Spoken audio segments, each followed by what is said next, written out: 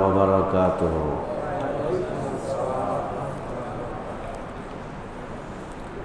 الحمد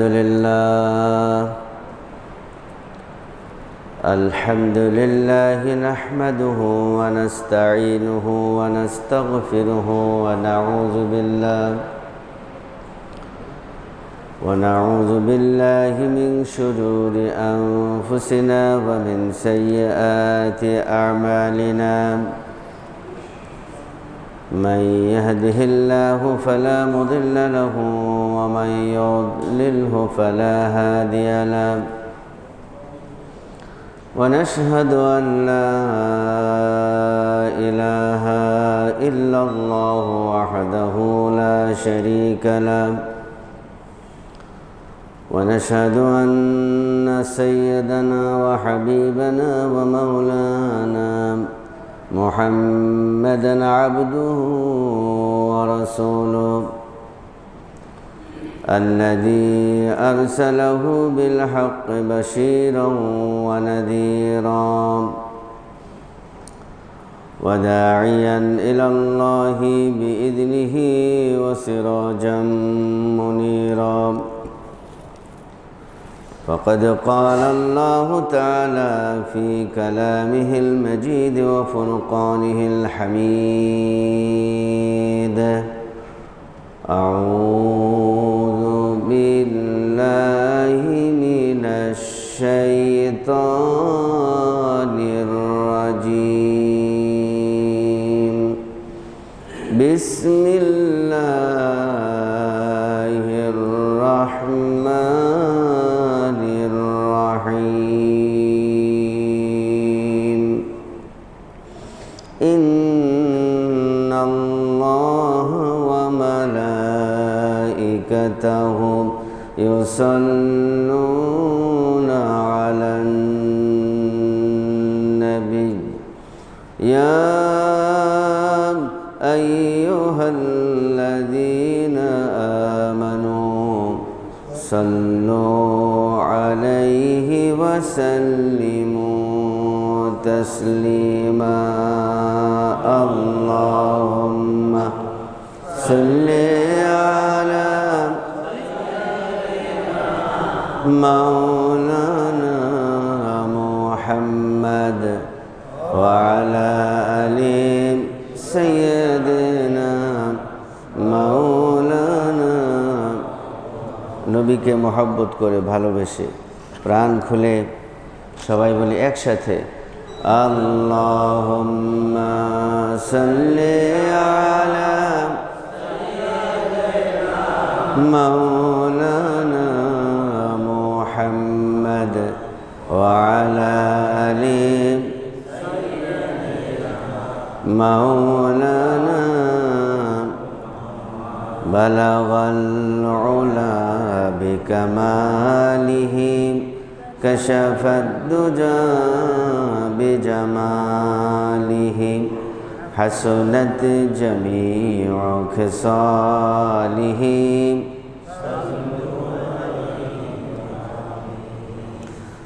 الصبح بدا من طلعته والليل دجا من وفرته.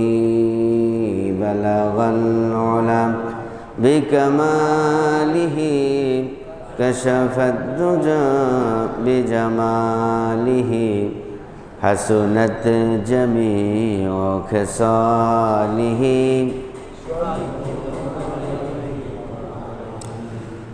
मुझे कुछ मिले या न मिले मोहम्मद मिले, यानी वो शय जिसे अल्लाह मिले। बलगल उला बिकमालिही कशफद दुजा बिजमालिही हसनत जमीउ खसालिही।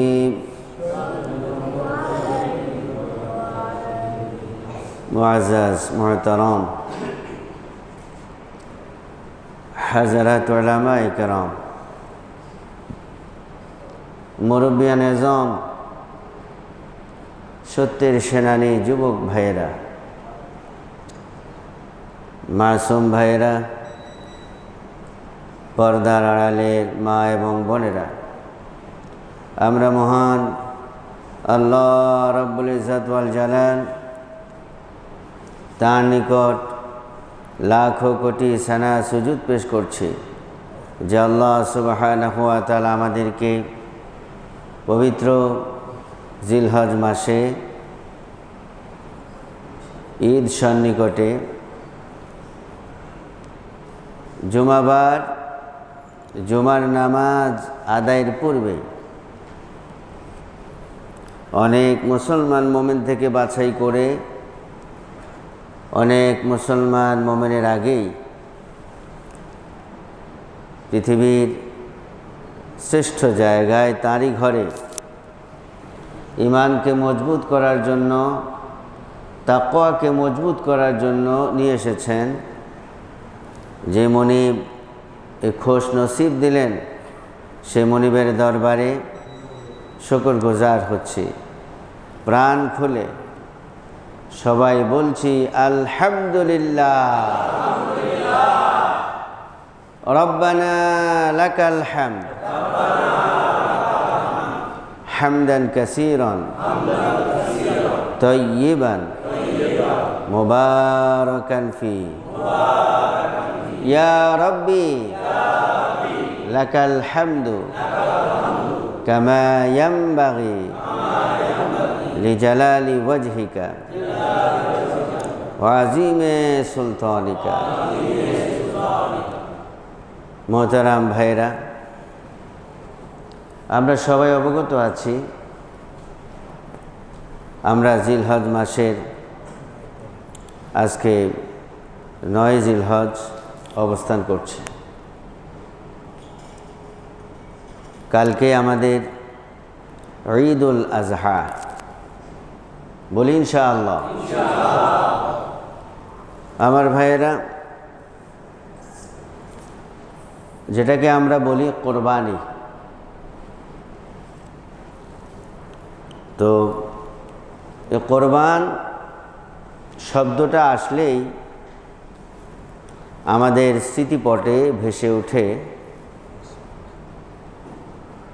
বিশেষ করে এটাই ভেসে আসে যে গরু, ছাগল, উট, ভেড়া, দুম্বা কোরবানি করব আর খাবো, ঠিক কিনা? ভেসে ওঠে। আসলে আমরা কোরবান শব্দের অর্থ জানি কি না এটাও অনেকের সন্দেহ আছে, নাকি নাই? আচ্ছা, ছোটোবেলায় আমি মনে করতাম কোরবানি মানে হলো পশু কিনা, জবাই করা, কিছু মানুষকে দেয় আর কিছু নিজে খাওয়া। এটা আমি নিজেও মনে করেছি। আলহামদুলিল্লাহ, যখন কিতাব পড়ালাম তখন বুঝলাম যে কোরবান শব্দটি এসেছে করিব থেকে। কি থেকে এসেছে বলেন? করিব। বলেন করিব। করিব। আর এই করিব শব্দের অর্থ হলো কাছে বা নিকটে, নিকটবর্তী হওয়া। কি হওয়া বলেন? কার নিকটবর্তী হওয়া? আল্লাহর। মাশাআল্লাহ, এই তো বুঝতে পেরেছে। তাহলে কোরবান মানে শুধু গরু, ছাগল, উট, দুম্বা, ভেড়া, বকরি জবাই করে খাওয়া নয়। এর মূল অর্থ হলো বলেন আল্লাহ নিকটবর্তী হওয়া। সুবহানাল্লাহ, এইটা বুঝলেই যথেষ্ট।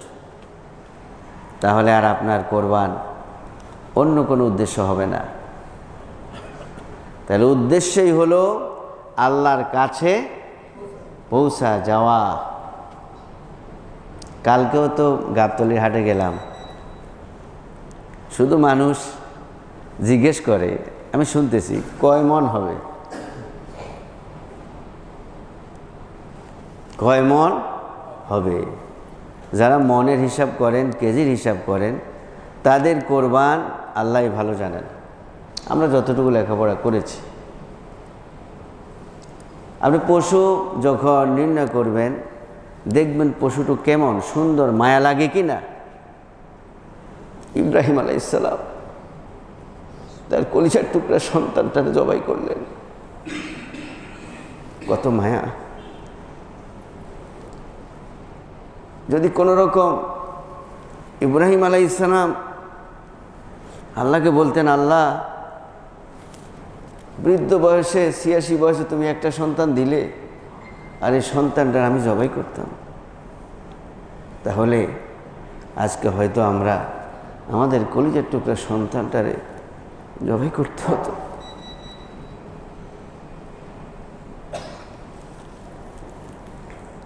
আমরা সেই জায়গায় ইব্রাহিম আলাইহিস সালাম তার কলিজার টুকরা সন্তানটারে জবাই করছেন, বাঁচাইছে আল্লাহ, তিনি তো জবাই করছেন, ঠিক কিনা। সেখানে আমরা গরু কিনতে, পশু কিনতে কয় কেজি কয় মন হবে সেটা হিসাব করি। আবার আরেকজন কয়, শুনতেছি কালকের অভিজ্ঞতা থেকে বলছি, ক্রস, এটার গোশত মজা নাই। গরু নাকি ক্রস, কয়টা ক্রস গরু, গোশত মজা নাই। নাউজুবিল্লাহ বলবেন না ভাইরা আমার, বড় কষ্ট। আমরা কিসের মুসলমান হইলাম? আমার বয়স ৫০-৬০ হয়ে গেল, অনেকেরই হয় নাই, এখনো কোরবান শব্দের অর্থটাই জানলাম না। গরু হাটে গিয়ে উল্টাপাল্টা কথা, নাউজুবিল্লাহ বলেন। আবার কেউ কেউ গরুর হাসিল করে না, গোপনে গোপনে বাস, আছে নাকি নাই? আবার এখানে প্রশ্ন আসে, হাসিল শতকরা এত টাকা দিতে হবে, এগুলো জুলুম। গ্রামে গঞ্জে দেখছি ছোটোকালে গরু একটা হাসিল আসতো ৫০ টাকা, ৬০ টাকা, ১০০ টাকা, এতে খুশি তারা। আর এমন ঢাকায়, ঢাকা শহর ১ লাখ টাকা দিয়ে গরু কিনলে ১০,০০০, নাকি ১০,০০০, আরো বেশি। এইটা কোনো মুসলমান করতে পারে না। আপনি কি করছেন? এই যে ১০,০০০ টাকা ২০,০০০ টাকা নিয়ে যাচ্ছেন, আপনি কি করছেন এই গরুর জন্য? আমার তো মনে হয় দেশে কোনো সরকার নাই, যারাই আছে জুলুমবাজ। গরিব মানুষ একটা কোরবানি দিবে, সেটার হাসিল যদি এত হয়, তো মানুষ কোরবানি করবে কি করে? এগুলো আমরা সরকারের দৃষ্টিতে আনতে চাই, ঠিক কিনা? তবে আমি শুনেছিলাম ডক্টর ইউনূস সাহেব বলেছেন যে এবার কোরবানির পশুর হাট সস্তা করা হবে এবং হাসিলও সস্তা করা হবে, কিন্তু অনেকেই বলছে না, আগের মতোই আছে। সত্য কি আমি জানি না, আগের মতোই, কিছু কমছে। ও, কিছু কমলে ভালো, তবে কিছু কমলে হবে না। এত টাকা রাখবে কই তারা? বিদেশে বাড়ি গাড়ি করা ছাড়া করবে কি তারা, যারা এই টাকাগুলো উঠায়? এটা তো সাঁদার বাবা, সাঁদার দাদা, ঠিক কিনা? কথা বলেন না কেন? যারা সাদা তোলে তাদেরকে মারেন, পিটেন, কত কিছু করেন, এদেরকে পিটেন না কেন?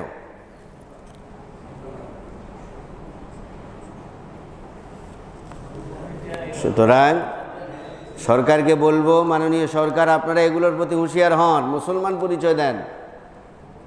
এটা ডাকাতি, এটা চাঁদাবাজি। এরপরে আবার দেখি গরু একটা বানাইতে নেয় ১০,০০০, ১৫,০০০,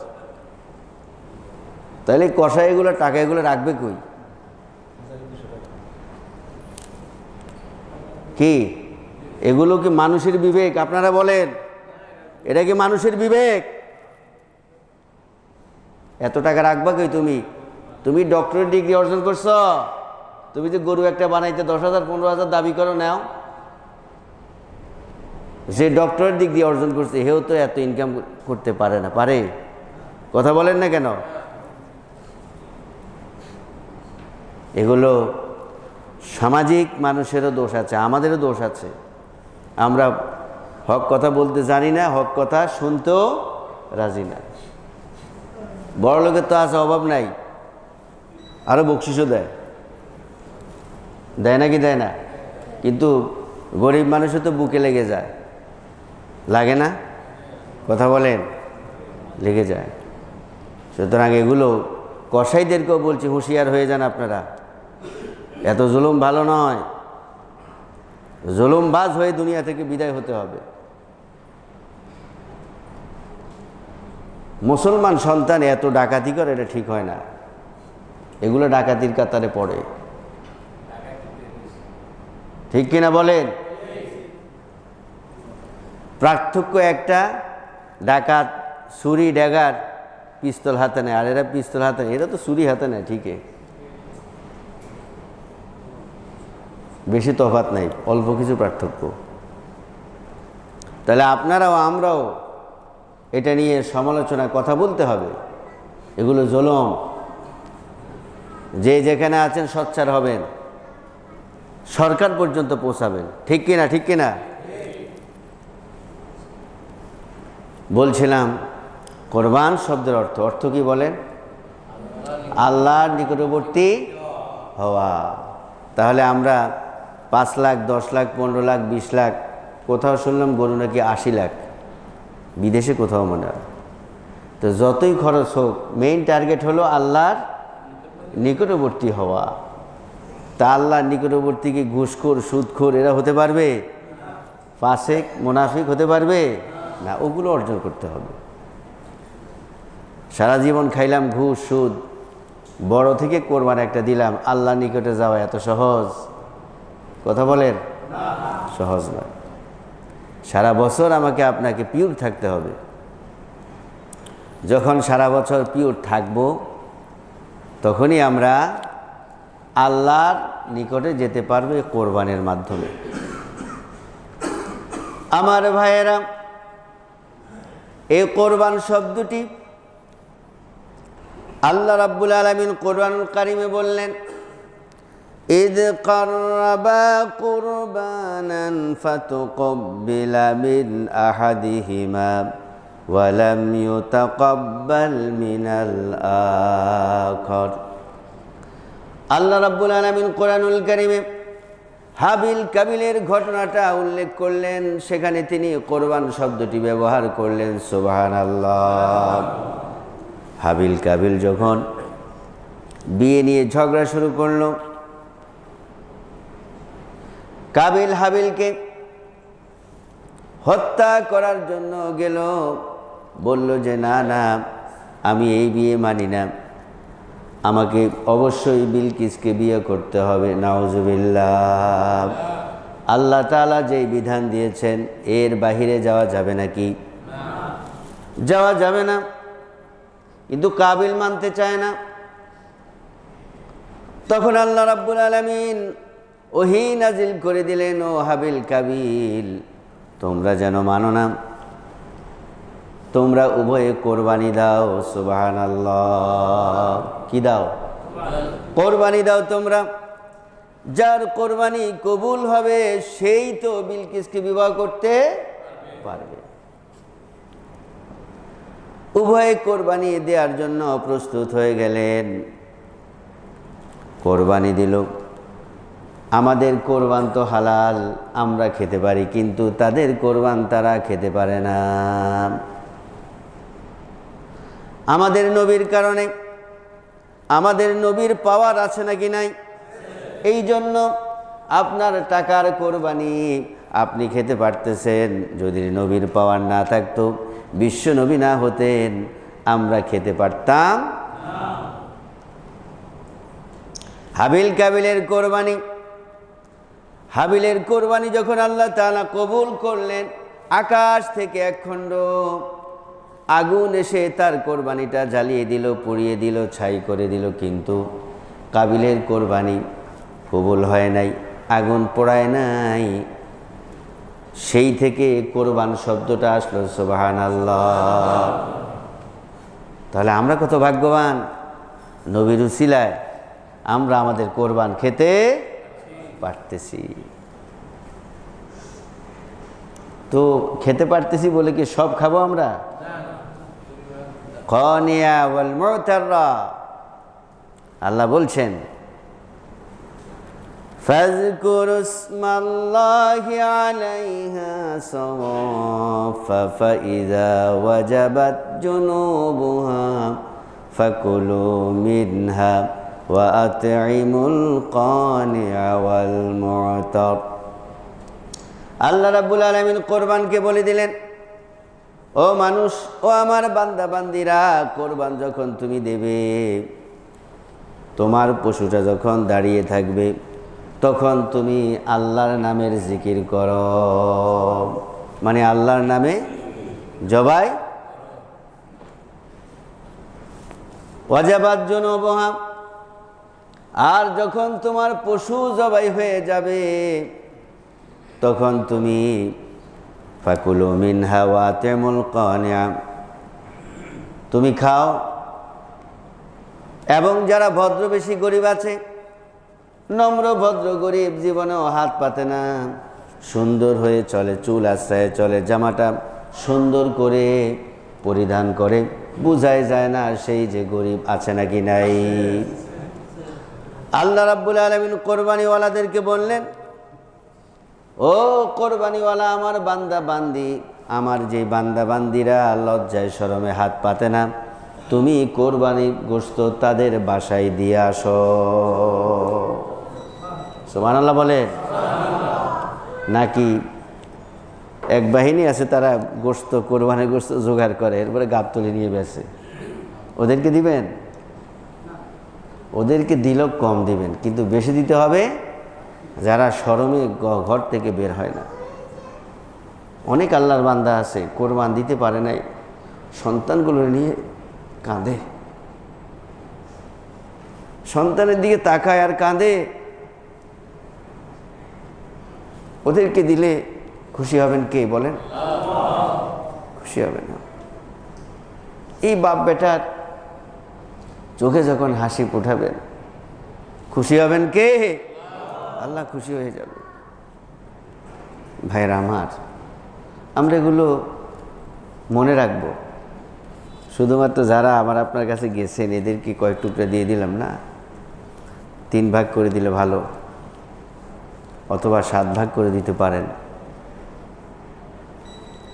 কিন্তু আল্লাহ নিজেই বলেছেন, আমার নম্র ভদ্র যেই মুসল্লিগুলো আছে, মানুষগুলো আছে, আমার বান্দা বান্দি যারা আছে, ওদেরকে তোমরা খুঁজে খুঁজে দাও। সুবহানাল্লাহ বলেন। মনে থাকবে তো ভাইয়েরা? আলহামদুলিল্লাহ। আমার ভাইয়েরা, এইভাবে করে কোরবান শব্দটি এসেছে।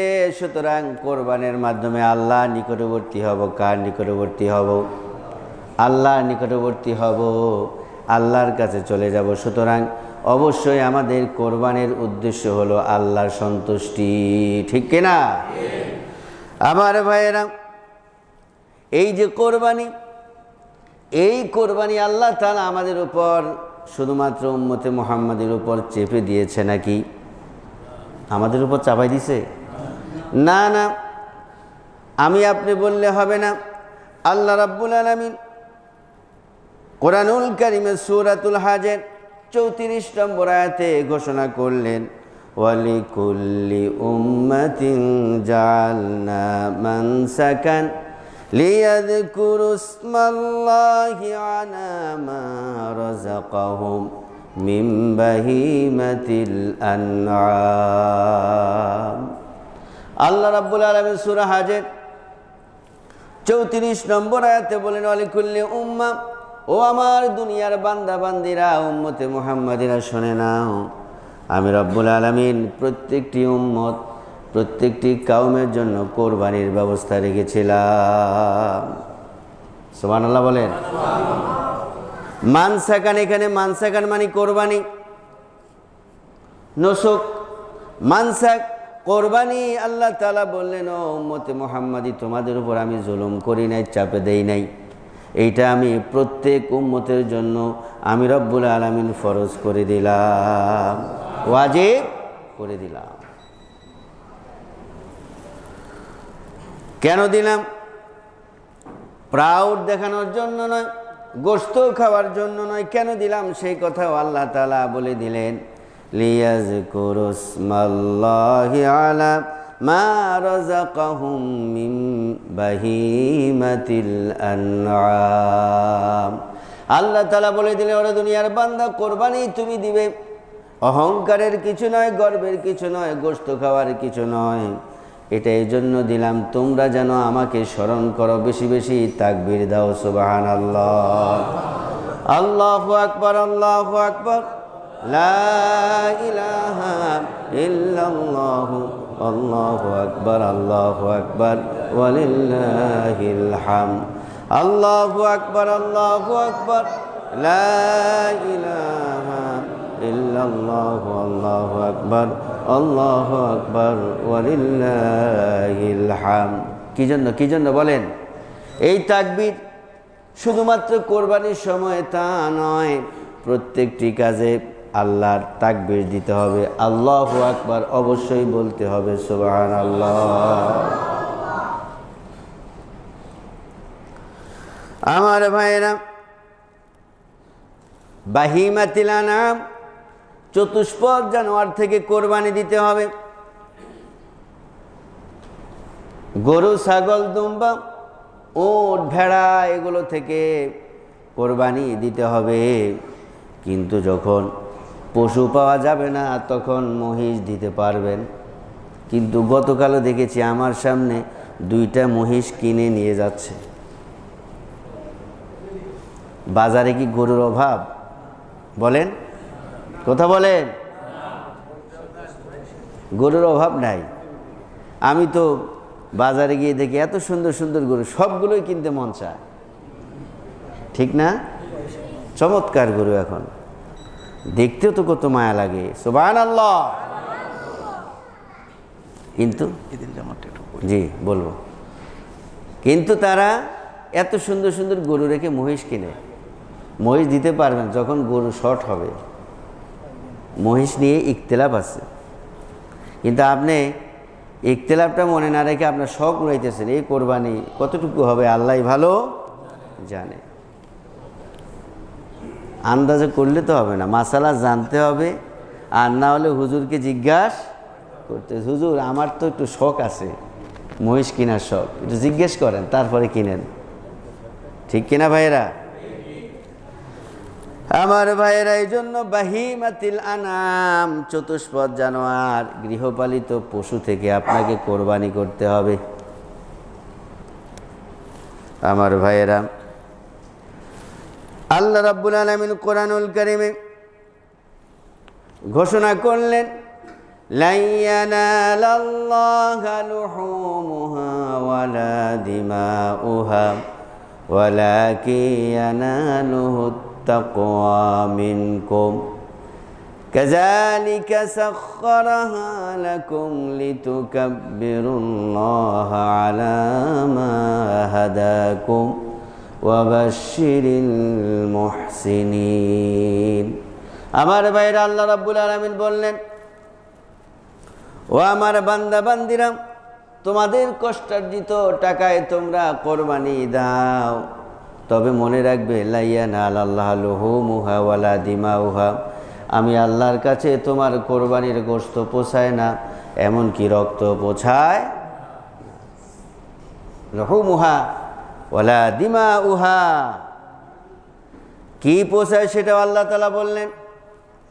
আল্লাহ রাব্বুল আলামিন বলে দিলেন, ওয়ালাকিন ইয়ানালুহুত তাকওয়া মিনকুম, তবে তোমাদের অন্তরে যে তাকওয়া আছে।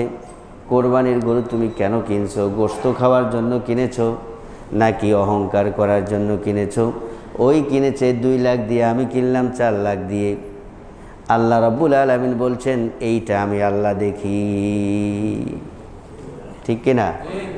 তাকওয়া মিনকুম, তোমাদের তাকওয়া অন্তরে কি আছে সেইটা আমি দেখব, সেইটা আমি জানি। ওইটা দেখে আমি নাম্বার ডিস্ট্রিবিউশন করব। কি দেখে? তাকওয়া দেখে। কি দেখে বলেন? আরো জোরে বলেন। তাকওয়া দেখে আমি নাম্বারিং করব, কবুল করব। তাকাররুব হবে তাকওয়া দেখে আমার কাছে। আমার ভাইয়েরা, আল্লাহ রাব্বুল আলামিন এখানেও বলে দিয়েছেন কেন তুমি কোরবানি করবে। আল্লাহ তাআলা বলে দিলেন সরাসরি, লিতুকাব্বিরুল্লাহা আলা মা হাদাকুম। তোমরা তাকবীর দিবে, কি করবে বলেন? লিতুকাব্বিরুল্লাহ, আমার নামে তাকবীর দেওয়ার জন্য আমি তোমাদেরকে কোরবানি দিতে বলেছি এবং এই গরুগুলো তোমাদের অনুগত করে দিলাম। গরু আমাদের কথা শুনে কার অর্ডারে? আল্লাহর অর্ডারে। কিন্তু মাঝে মধ্যে অ্যাক্সিডেন্ট হয় নাকি হয় না? এটা আল্লাহ তাআলার ইশারায়। আল্লাহ বুঝাইতেছে, দেখ কত শক্তিরে তোরা ইশারায় চালাস, গরু দৌড়ে, ঠিক না? আল্লাহর ইশারায় এটা হচ্ছে। তা না হলে বাজারে যাওয়াটা আর্মি আর র্যাবের মতো ড্রেস পরে যাওয়া লাগতো, ঠিক কিনা? কথা বলেন। তারপর তো অ্যাক্সিডেন্ট ঘটে যায়। সে কথাই বলছেন, এই গরুগুলো সাখখারনা, আমি আল্লাহ তোমাদের অনুগত করে দিলাম। আরো কত কিছু অনুগত করলেন। হাতি ছোট না বড়? বড় না ছোট? বড়। আমার আপনার মতো 10-12টা মাথা যদি তার পায়ের নিচে রাখা হয়, এ শুধু একটু পা দিলে বেলের মতো আওয়াজ হবে ঠুসঠুস করে, ঠিক কিনা? আর সেই হাতি পিচ্ছি মানুষটা তার ঘাড়ে উঠে তার লাঠি দিয়ে মারে, মারে নাকি মারে না? হাতি যেন মনে মনে বলতেছে, বেটা তুই আশরাফুল মাখলুকাত, এই জন্য আমি এত বড়, আমার মাথার উপরে উঠে তুই আমাকে আঘাত করিস। যদি আশরাফুল মাখলুকাত না হতো তোরে আমি কি করতাম আল্লাহ ছাড়া কেউ জানে না, ঠিক কিনা? এই এত বড় বড় গরু 10 লাখ 5 লাখ টাকাও যাইতো, মানুষও যাইতো, যদি আল্লাহ তাআলা অনুগত না করতো। সাখখারা কে করেছেন? সবাই বলেন আমার ভাইয়েরা। এইভাবে করে আমাদেরকে অবশ্যই আল্লাহ রাব্বুল আলামিন নিজেই মূল্যায়ন করেছেন, মূল্য দিতে হবে। শুধু কোরবানি দেয়া নয়, কোরবানির দিন কোরবানি দিব, কিন্তু আগে কি করতে হবে বলেন? আগে কি? আগে কি বলেন? হ্যাঁ, নামাজ। জোরে বলেন। নামাজ পড়তে হবে, ঈদের নামাজ। অনেক আগে সুন্দর করে ওযু গোসল করে ফ্রেশ হয়ে নামাজ পড়তে হবে। আজকে বাসা থেকে বের হওয়ার আগে খবর পেলাম, আমার এক আত্মীয় সৌদি আরবে আমার ঈদ মোবারক জানাইলেন। আমি বললাম কয়টা ঈদের নামাজ পড়ছেন? কয়টায়? কয় মাওলানা সাহেব, না ফজর নামাজ পড়ে, ঠিক আছে পরে, ঠিক আছে পড়ে। কয় দুঃখের বিষয়, আমার এই ঈদের নামাজে ছুটি দিল না। কি বুঝেন? আমি কই না, এটা নিয়ে দুঃখ নাই, এটা নবী বলে গেছেন সৌদি আরব থেকে ইসলাম প্রচারিত হয়েছে, আর সৌদি আরবে আগে ইসলাম ধ্বংস হবে। কয় এমন জাহেল কোম্পানি নিজেও নামাজ পড়ে নাই, আমাকেও যাইতে দেয় নাই। বাতির নিচে অন্ধকার, ঠিক কিনা? বাতির নিচে অন্ধকার। আমার ভাইয়েরা, আল্লাহ রাব্বুল আলামিন কোরআনুল কারীমের সূরাতুল কাউসার ছোট্ট সূরার মধ্যে বলে দিলেন, ইন্না আ'তাইনাকাল কাউসার ফাসাল্লি লিরাব্বিকা ওয়ানহার ইন্না শানিআকা হুয়াল আবতার। সুবহানাল্লাহ। আল্লাহ রাব্বুল আলামিন বললেন, বান্দারে আমার, ও বান্দা বান্দি, কোরবানি তুমি করবে ঠিক আছে, কিন্তু 9টা 10টা পর্যন্ত ঘুমালে হবে না। জামাতের সহিত ফজর নামাজ আদায় করে তারপরে তুমি তোমার ঈদের নামাজ আদায় করে দাও, ঠিক কিনা? ঈদের নামাজ আগে পড়তে হবে। এখানে ফাসাল্লি লিরাব্বিকা ওয়ানহার, ওয়ানহার মানে কোরবানি করো। আগে কি? ফাসাল্লি, নামাজ পড়ো আগে। কিন্তু যারা সাহেব গরু কিনছে 10 লাখ, সাহেব ঘুম থেকে উঠে 10টায়, ফজর নামাজও নাই, ঈদের নামাজও নাই, কোরবানি হয়েছে? কথা বলেন। হয় নাই, কোরবানি হয় নাই, হবে না। ফাসল্লি লিরাব্বিকা ওয়ানহার, আগে কোরবানি করো, তারপরে তুমি নাহার করো, জবাই দাও, আজহা করো, কোরবানি দাও। আমার ভাইয়েরা, সুতরাং আগে নামাজ পড়তে হবে, আর কোরবানি দেওয়ার সময় মায়া জাগাইতে হবে পশুটার প্রতি। এখনই গিয়ে যে পশুটা কিনবেন ওটারে হাত বুলাবেন, একটু আদর করবেন, চুমু দিবেন। যত মায়া লাগবে গলায় ছুরি দিতে, অত বেশি কবুল করবেন কে? ওরে মুসলিম কোরবানি দাও ইসমাইল মনে করে, নিজেকে বিলিয়ে দাও সব মানুষের তরে। ওরে মুসলিম কোরবানি দাও ইসমাইল মনে করে, নিজেকে বিলিয়ে দাও সব মানুষের তরে। তবেই তোমার বেড়ে যাবে, তবেই তোমার বেড়ে যাবে ইমানেরই ভিত। এলো এলো ঈদ, এলো রে এলো ঈদ, এলো আজহার ঈদ, এলো কোরবানি। কাঁধ কাঁধ মিলিয়ে সবাই, কাঁধ কাঁধ মিলিয়ে সবাই গাওরে খুশির গীত। এলো এলো ঈদ, এলো রে এলো ঈদ, এলো আজহার ঈদ, এলো কোরবানি। কত মানুষ কষ্টে থাকে ওরে মুসলমান, তাদের কষ্ট ঘুচে দাও আল্লাহর আহ্বান। কার আহ্বান? কত মানুষ কষ্টে থাকে ওরে মুসলমান, তাদের কষ্ট ঘুচে দাও আল্লাহর আহ্বান। যদি তাদের কষ্ট ঘুচাও, যদি তাদের কষ্ট ঘুচাও, পাবে আল্লাহর দিদ। এলো এলো ঈদ, এলো রে এলো ঈদ, এলো আজহার ঈদ, এলো কোরবানি। কাঁধে কাঁধে মিলিয়ে সবাই, কাঁধে কাঁধে মিলিয়ে সবাই গাওরে খুশির গীত। এলো এলো ঈদ, এলো রে এলো ঈদ, এলো আজহার ঈদ, এলো কোরবানি। লিখেছি, কালকেও বলবো অর্ধেক আশা করি, বলি ইনশাআল্লাহ।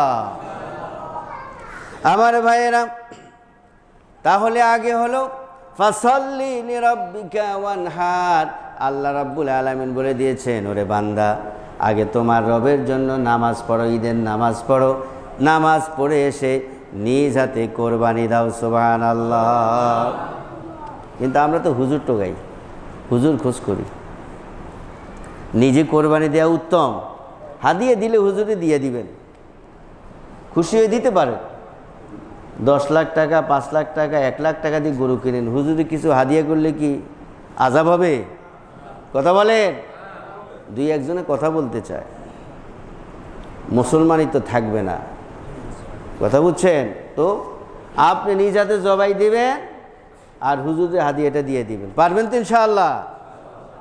আমাদের ইমাম সাহেব আছেন, মুয়াজ্জিন সাহেব আছেন, খাদেম সাহেবও আলেম, আপনাদের সবাই আলেম এখানে, বলি আলহামদুলিল্লাহ। আমার ভাইয়েরা, তাহলে আগে নামাজ পড়তে হবে। ফজর নামাজ কি পড়বেন বলেন?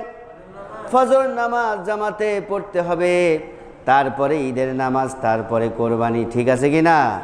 এর ব্যতিক্রম হলে কবুল হবে কি না আমি গ্যারান্টি দিতে পারি না। যত লাখ টাকা দিয়ে কিনেন কোনো লাভ নাই ভাইরা আমার। কিন্তু নবীজি হুঁশিয়ার করলেন, মান কানা লাহু সাআতুন ওয়া লাম ইউসাল্লি ফালা ইয়াকরুবান্না মুসাল্লানা। নবীজি বললেন, যার কোরবানি দেওয়ার যোগ্যতা আছে কিন্তু তিনি কোরবানি দেন নাই, নবীজি বললেন সে যেন ঈদগাহে না আসে। এই জন্য কোরবানি দিতে হবে। অনেকে বলে কোটি কোটি টাকা লাগে না।